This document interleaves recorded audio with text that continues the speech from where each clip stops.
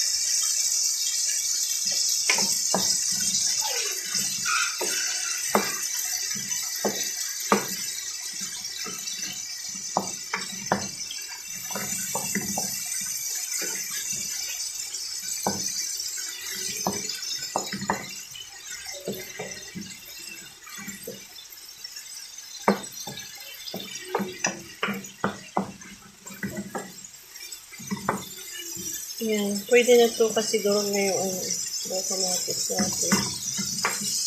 Tawin na natin yung ampalaya.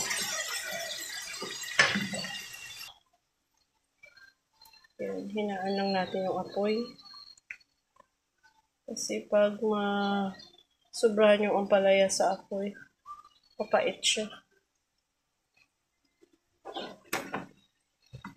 Mix natin.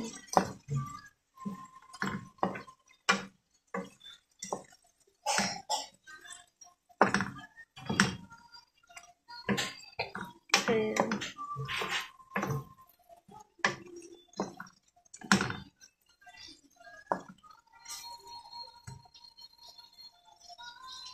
Lagyan natin ng pampalasa.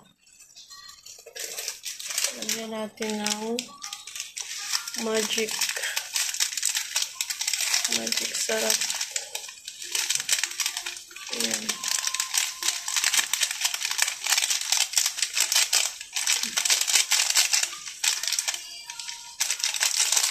Yan yung ating seasoning. Ayan. Lagyan natin ng asin konti.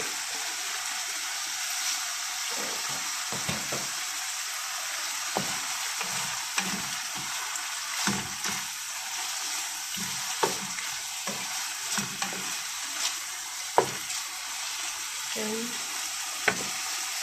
So, ayan guys, nilagyan natin ng isang itlog. Dito ko na siya i-mix. Ayan.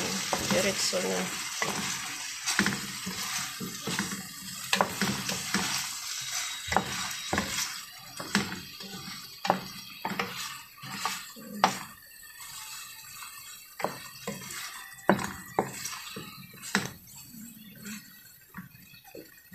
Tuin na natin yung itlog at saka patayin yung apoy. Kasi hindi naman kailangan masyado maluto yung mag-overcook yung ampalaya, siya mapait.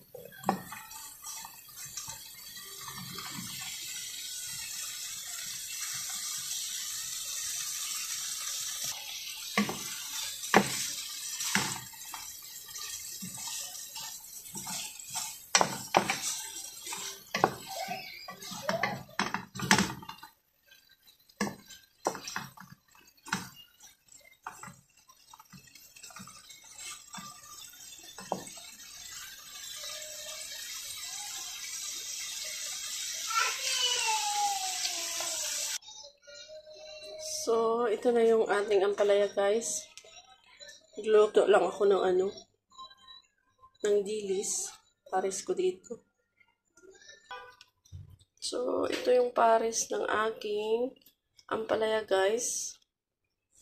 Kasi ako lang naman kakain ito. Ayan.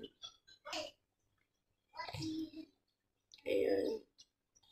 Thank you for watching everyone. God bless. Salamat mga langga. God bless.